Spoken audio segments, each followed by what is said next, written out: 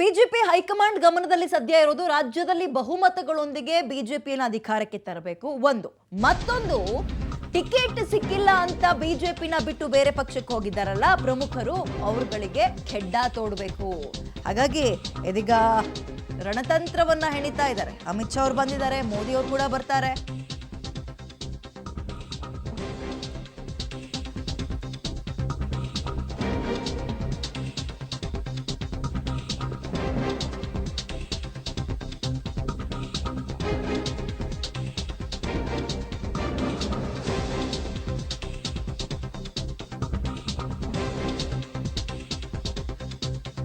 ನಮ್ಮಲ್ಲಿ ವ್ಯಕ್ತಿ ದೊಡ್ಡವರಲ್ಲ, ಪಕ್ಷವೇ ಎಲ್ಲವೂ, ಪಕ್ಷವೇ ಅಂತಿಮ, ಪಕ್ಷವೇ ಮುಖ್ಯ ಅನ್ನೋದನ್ನ ಇದೀಗ ತೋರಿಸೋದಕ್ಕೆ ಬಿಜೆಪಿ ಶತಪ್ರಯತ್ನವನ್ನ ಮಾಡ್ತಾ ಇದೆ. ಬಿಜೆಪಿ ಬಿಟ್ಟು ಕಾಂಗ್ರೆಸ್ ಸೇರಿದ ಶೆಟ್ಟರ್ ಮತ್ತು ಸವದಿಗೆ ಖೆಡ್ಡ ತೋಡೋ ತನಕ ಸಮಾಧಾನ ಇಲ್ಲ ಬಿಜೆಪಿಗೆ ಅನ್ನೋ ಕಾಣಿಸ್ತಾ ಇದೆ.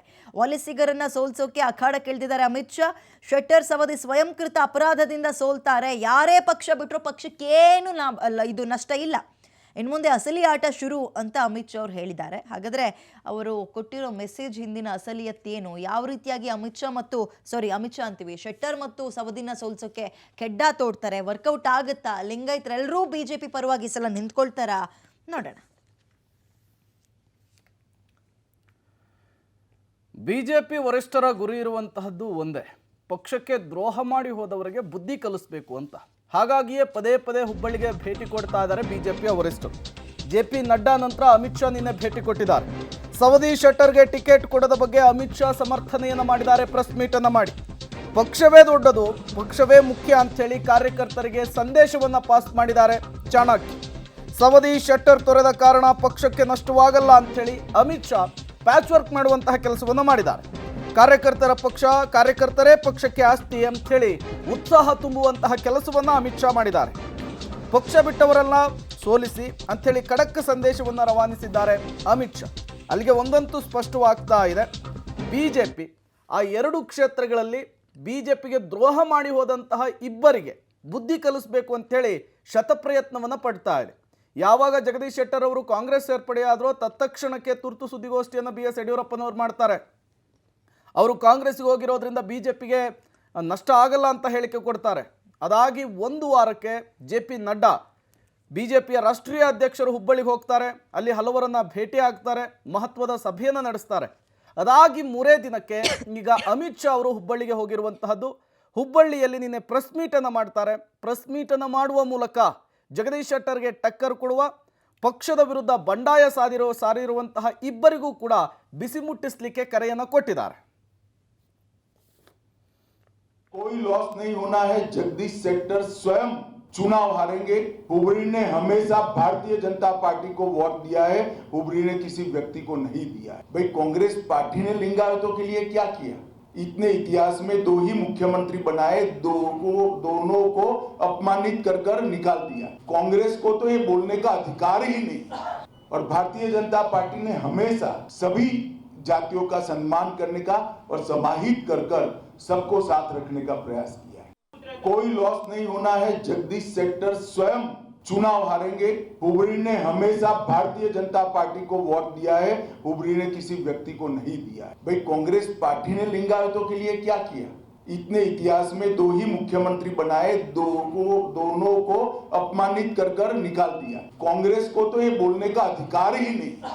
और भारतीय जनता पार्टी ने हमेशा सभी जातियों का सम्मान करने का और समाहित कर सबको साथ रखने का प्रयास किया.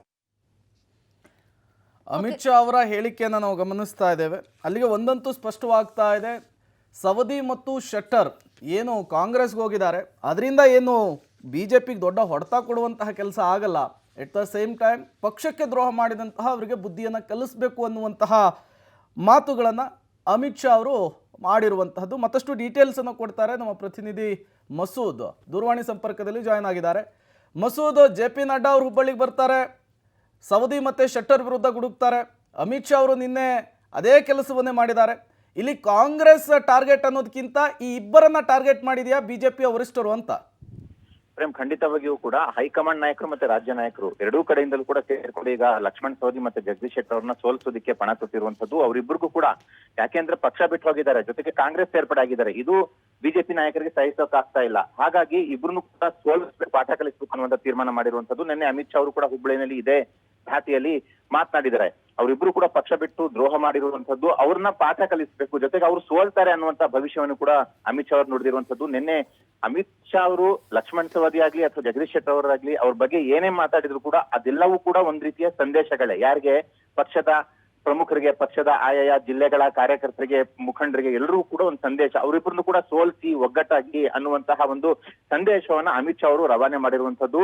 ಒಂದ್ ರೀತಿಯಲ್ಲಿ ಅವರಿಬ್ರು ಕೂಡ ಪಕ್ಷ ಬಿಟ್ಟು ಹೋಗಿರೋದು ಸಹಿಸೋಕ್ಕೂ ಆಗ್ತಿಲ್ಲ, ಜೊತೆಗೆ ಅವ್ರಿಗೆ ಆತರ ಬೇರೆ ಯಾರು ಕೂಡ ಹೋಗ್ಬಾರ್ದು ಅನ್ನುವಂತಹ ಒಂದು ಪಾಠ ಕಲಿಸುವಂತ ಪ್ರಯತ್ನ. ಜೊತೆಗೆ ಅವರಿಬ್ರು ಹೋಗಿದ್ರಿಂದಾಗಿ ಕಾಂಗ್ರೆಸ್ ಒಂದ್ ರೀತಿಯ ಟೀಕೆ ಪ್ರಹಾರವನ್ನೇ ಬಿಜೆಪಿ ವಿರುದ್ಧ ಮಾಡ್ತು, ಲಿಂಗಾಯತರ ನಾಯಕರ ಕಡೆಗಣನೆ ಮಾಡ್ತಾ ಇದೆ ಅಂತ ಒಂದು ಮಟ್ಟಿಗೆ ಡ್ಯಾಮೇಜ್ ಕೂಡ ಬಿಜೆಪಿಗೆ ಆಗ್ತಾ ಇತ್ತು. ಆದ್ರೆ ಸಿದ್ದರಾಮಯ್ಯ ಅವರ ಹೇಳಿಕೆಯಿಂದಾಗಿ ಆ ಡ್ಯಾಮೇಜ್ ಸ್ವಲ್ಪ ಮಟ್ಟಿಗೆ ಕಂಟ್ರೋಲ್ ಆಗಿದೆ. ಆದ್ರೆ ಲಕ್ಷ್ಮಣ್ ಸವದಿ ಮತ್ತೆ ಶೆಟ್ಟರ್ ಅವ್ರನ್ನ ಇಬ್ಬರನ್ನು ಕೂಡ ಸೋಲಿಸಲೇಬೇಕು ಅನ್ನುವಂತಹ ಸ್ಥಳೀಯ ಲೋಕಲ್ ಸ್ಟ್ರಾಟಜಿ ತಂತ್ರಗಾರಿಕೆಯನ್ನು ಕೂಡ ಬಿಜೆಪಿ ನಾಯಕರು ಮಾಡ್ತಾ ಇದ್ದಾರೆ. ಹಾಗಾಗಿ ಅಮಿತ್ ಶಾ ಅವರ ಈ ವಾಗ್ದಾಳಿ, ಈ ಸಂದೇಶ ಎಷ್ಟು ಮಟ್ಟಿಗೆ ವರ್ಕೌಟ್ ಆಗುತ್ತೆ ಅಂತ ಇನ್ನೊಂದು ಕಾರ್ಯಕರ್ತರು ಒಗ್ಗಟ್ಟಾಗಿ ಇವರಿಬ್ಬರನ್ನು ಕೂಡ ಸೋಲಿಸ್ತಾರ ಆಯಾ ಕ್ಷೇತ್ರಗಳಲ್ಲಿ ಅನ್ನುವಂತಹ ಕುತೂಹಲ ಮನೆ ಮಾಡಿದೆ. ಪ್ರೇಮ್.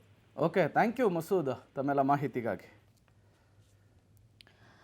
ಪಕ್ಷವನ್ನ ಬಿಟ್ಟು ಹೋಗಿರೋರಿಗೆ ತಕ್ಕ ಪಾಠವನ್ನ ಕಲಿಸಬೇಕು, ಇದು ಸದ್ಯ ಬಿಜೆಪಿ ಹೈಕಮಾಂಡ್ ತಲೆಯಲ್ಲಿದೆ. ಜಗದೀಶ್ ಶೆಟ್ಟರ್ ಇವರ ಪ್ರಭಾವವನ್ನ ಕುಗ್ಗಿಸೋಕೆ ಅಮಿತ್ ಶಾ ಅವರ ರಣತಂತ್ರ ಏನ್ ಗೊತ್ತಾ? ಧಾರವಾಡ ಜಿಲ್ಲೆಯ ಬಿಜೆಪಿಯ 175 ಪ್ರಮುಖರ ಜೊತೆಗೆ ಒಂದು ಸಭೆ ಮಾಡಿದ್ದಾರೆ. ಹುಬ್ಬಳ್ಳಿಯ ಒಂದು ಹೋಟೆಲ್ನಲ್ಲಿ ಅಮಿತ್ ಶಾ ಅವರು ಸಭೆ ನಡೆಸಿದ್ದು, ಸಭೆಯಲ್ಲಿ ಸಚಿವರು ಮತ್ತು ಹಾಲಿ ಶಾಸಕರು ಮತ್ತು ಅಲ್ಲಿನ ಪ್ರಮುಖ ಮಂಡಳಿಯ ಪ್ರಮುಖರು ಇವರೆಲ್ಲರೂ ಕೂಡ ಭಾಗಿಯಾಗಿದ್ರು.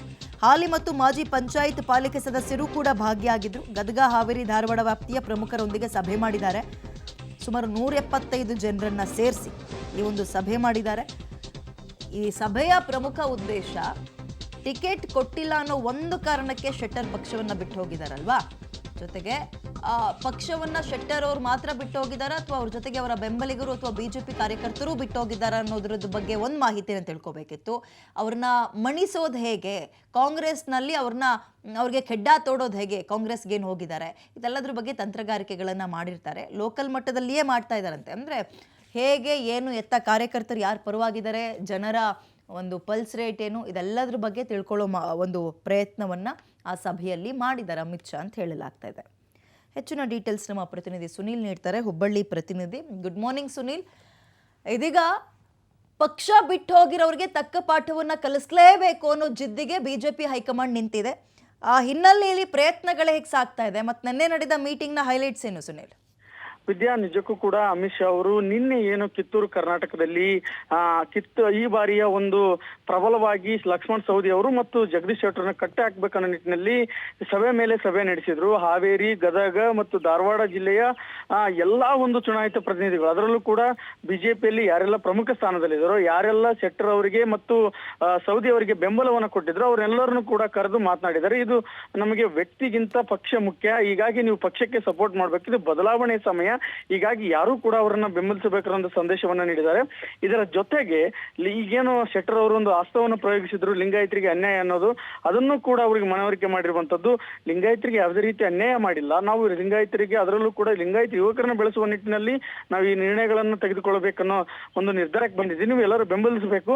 ಈ ಮುಖಾಂತರ ಈ ಬಾರಿಯ ಅವರಿಗೆ ಸೋಲನ್ನ ತೋರಿಸುವ ಮುಖಾಂತರ ನಮ್ಮ ನಿರ್ಧಾರಕ್ಕೆ ನೀವು ಸಹಿ ಅನ್ನಬೇಕು ಅನ್ನೋ ಮೂಲಕ ಸಂದೇಶವನ್ನ ರವಾನಿಸಿರುವಂತದ್ದು. ವಿದ್ಯಾ, ಈ ಒಂದು ದೃಷ್ಟಿಕೋನದಲ್ಲಿ ನೋಡೋದಾದ್ರೆ ಅಮಿತ್ ಶಾ ಅವರ ಸ್ಟ್ರಾಟಜಿ ಯಾವ ರೀತಿ ವರ್ಕ್ ಆಗುತ್ತೆ ಅನ್ನೋದು ಕಾದು ನೋಡ್ಬೇಕಾಗಿರುವಂತದ್ದು. ವೆಲ್, ಥ್ಯಾಂಕ್ ಯು ಸುನೀಲ್ ತಮ್ಮೆಲ್ಲ ಡೀಟೇಲ್ಸ್ಗೆ. ಬಿಜೆಪಿ ಅಂತೂ ಸುಮ್ಮನೆ ಕೂತಿಲ್ಲ. ಒಂದು ಬಹುಮತವನ್ನ ಪಡೆದು ಅಧಿಕಾರಕ್ಕೆ ಬಿಜೆಪಿಯನ್ನ ತರಬೇಕು, ಅಧಿಕಾರದ ಗದ್ದೆಗೆ ಏರಿಸಬೇಕು.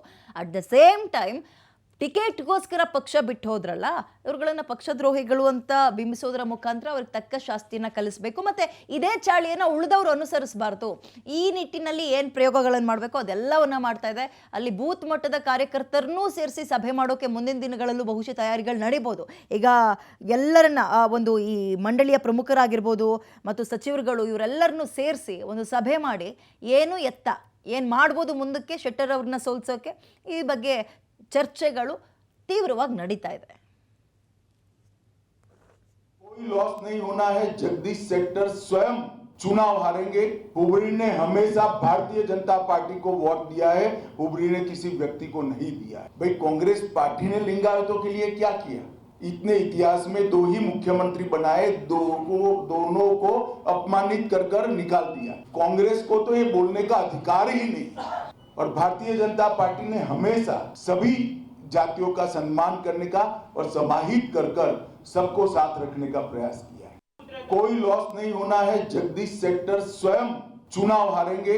हुबरी ने हमेशा भारतीय जनता पार्टी को वोट दिया है, हुबरी ने किसी व्यक्ति को नहीं दिया है। भाई कांग्रेस पार्टी ने लिंगायतों के लिए क्या किया?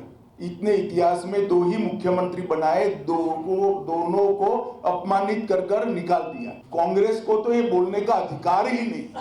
और भारतीय जनता पार्टी ने हमेशा सभी जातियों का सम्मान करने का और समाहित कर सबको साथ रखने का प्रयास। ರಾಜ್ಯದಲ್ಲಿ ಯಾವುದೇ ಪಕ್ಷ ಅಧಿಕಾರಕ್ಕೆ ಬಂದರೂ ಕೂಡ ಅದನ್ನು ನಿರ್ಣಯ ಮಾಡೋದು ಲಿಂಗಾಯತ ಸಮುದಾಯ ಅಥವಾ ಪ್ರಬಲವಾಗಿ ನಿಂತಿರೋ ಲಿಂಗಾಯತ ಸಮುದಾಯ ಅನ್ನೋ ಮಾತುಗಳನ್ನು ಕೇಳಿದ್ದೀವಿ. ಬಟ್ ಈಗ ಈ ಒಂದು ಎಲೆಕ್ಷನಲ್ಲಿ ಅತಿ ಹೆಚ್ಚಾಗಿ ಚರ್ಚೆ ಆಗ್ತಾ ಇದೆ ಲಿಂಗಾಯತ ಸಮುದಾಯ ಅನ್ನೋದಕ್ಕೆ ಒಂದು ಪ್ರಮುಖ ಕಾರಣ ಪ್ರಬಲ ನಾಯಕರು ಅಂತ ಗುರುತಿಸ್ಕೊಂಡಿದ್ದ ಎಲ್ಲಿ ಬಿಜೆಪಿ ಪಕ್ಷದಲ್ಲಿ ಸವದಿ ಮತ್ತು ಶೆಟ್ಟರ್ ಅವರು ಕಾಂಗ್ರೆಸ್ ಕಡೆಗೆ ಹೋಗಿರೋದು. ಕಾಂಗ್ರೆಸ್ ಏನೋ ಒಂದು ರೀತಿ ಅವರಿಬ್ಬರು ಬಂದಿದ್ದಾರೆ, ಜೊತೆಗೆ ಲಿಂಗಾಯತ ಸಮುದಾಯ ಕೂಡ ನಮ್ಮ ಪರವಾಗಿ ನಿಂತಿದೆ ಅನ್ನೋ ರೀತಿಯಲ್ಲಿ ಅವರು ಮಾತಾಡ್ತಾ ಇದ್ದಾರೆ. ಇವರಿಬ್ಬರು ಆದ ತಕ್ಷಣ ಕಾರ್ಯಕರ್ತರೇನು ಅವ್ರ ಪರವಾಗಿ ನಿಂತಿಲ್ಲ, ಒಂದು ಇಡೀ ಪ್ರಬಲ ಸಮುದಾಯ ಲಿಂಗಾಯತ ಕೂಡ ಅವ್ರ ಪರವಾಗಿ ನಿಂತಿಲ್ಲ, ನಮ್ಮ ಕಡೆ ಇದೆ, ಯಡಿಯೂರಪ್ಪ ಅವ್ರ ಪರವಾಗಿದೆ ಮತ್ತು ಬಿಜೆಪಿ ಪರವಾಗೇ ಇದೆ ಅಂತ ಅವರು ಬಿಂಬಿಸೋಕೆ ಪ್ರಯತ್ನ ಪಡ್ತಿದ್ದಾರೆ. ಎಲ್ಲವೂ ಗೊತ್ತಾಗಬೇಕು ಅಂದರೆ ಎಲೆಕ್ಷನ್ ಟೈಮ್ನಲ್ಲಿ ಲಿಂಗಾಯತ ಸಮುದಾಯ ಯಾರ ಪರವಾಗಿ ನಿಂತಿದೆ, ಯಾವ ಪಕ್ಷದ ಪರವಾಗಿ ನಿಂತಿದೆ ಅನ್ನೋದು. ಅಮಿತ್ ಶಾ ಅವರ ಹೇಳಿಕೆಗೆ ಇನ್ನೊಂದು ಆ್ಯಡ್ ಮಾಡ್ತೀನಿ. ಅಮಿತ್ ಶಾ ಅವರು ನಿನ್ನೆ 2 ಪರ್ಸ್ಪೆಕ್ಷನಲ್ಲಿ ಹೇಳಿಕೆಯನ್ನು ಕೊಟ್ಟಿರುವಂಥದ್ದು. ಒಂದು, ಬಿಜೆಪಿಯನ್ನ ಯಾರು ಬಿಟ್ಟು ಹೋಗ್ತಾರೆ, ನಮ್ಮ ಮಾತನ್ನ ಧಿಕ್ಕರಿಸ್ತಾರೆ, ಅವ್ರಿಗೆ ನಾವು ಪಾಠವನ್ನ ಕಲಿಸ್ತೇವೆ ಅನ್ನುವಂತಹ ಸಂದೇಶ ಇದೆ. ಎಟ್ ದ ಸೇಮ್ ಟೈಮ್ ಅವರಿಬ್ಬರು ಪಕ್ಷದಿಂದ ಹೋಗಿರೋದು ಬಿಜೆಪಿಗೆ ನಷ್ಟ ಆಗಿಲ್ಲ, ಡ್ಯಾಮೇಜ್ ಆಗಿಲ್ಲ ಅನ್ನೋದಾದ್ರೆ ಅಮಿತ್ ಶಾ, ಜೆ ಪಿ ನಡ್ಡಾ ಅವರು ಪದೇ ಪದೇ ಹುಬ್ಬಳ್ಳಿಗೆ ಯಾಕೆ ಹೋಗ್ತಾರೆ ಅನ್ನುವಂತಹ ಪ್ರಶ್ನೆ, ತುರ್ತು ಸುದ್ದಿಗೋಷ್ಠಿಯನ್ನು ನಡೆಸಿ ಅಲ್ಲಿ ಆ ಡ್ಯಾಮೇಜ್ ಕಂಟ್ರೋಲ್ ಮಾಡುವಂತಹ ಕೆಲಸವನ್ನು ಯಾಕೆ ಮಾಡ್ತಾರೆ ಅನ್ನುವಂತಹ ಪ್ರಶ್ನೆ ಕೂಡ ಉದ್ಭವ ಆಗ್ತಾ ಇದೆ. ಬಟ್ ಎಲ್ಲವೂ ಗೊತ್ತಾಗಬೇಕು ಅಂದರೆ ಎಲೆಕ್ಷನ್ ತನಕ ಕಾಯಲೇಬೇಕು. ಯಾವ ಸಮುದಾಯ, ಯಾವ ಪಂಗಡ, ಯಾವ ಪಕ್ಷದ ಪರವಾಗಿ ನಿಂತ್ಕೊಂಡಿದೆ, ಯಾವ ಪಕ್ಷ ನಿಜವಾಗಿಯೂ ಅನ್ಯಾಯ ಮಾಡ್ತು ಯಾವ ಸಮುದಾಯಕ್ಕೆ, ಇವೆಲ್ಲವೂ ಜನ ಮನಗಂಡು ನಿರ್ಧಾರವನ್ನು ಮಾಡ್ತಾರೆ.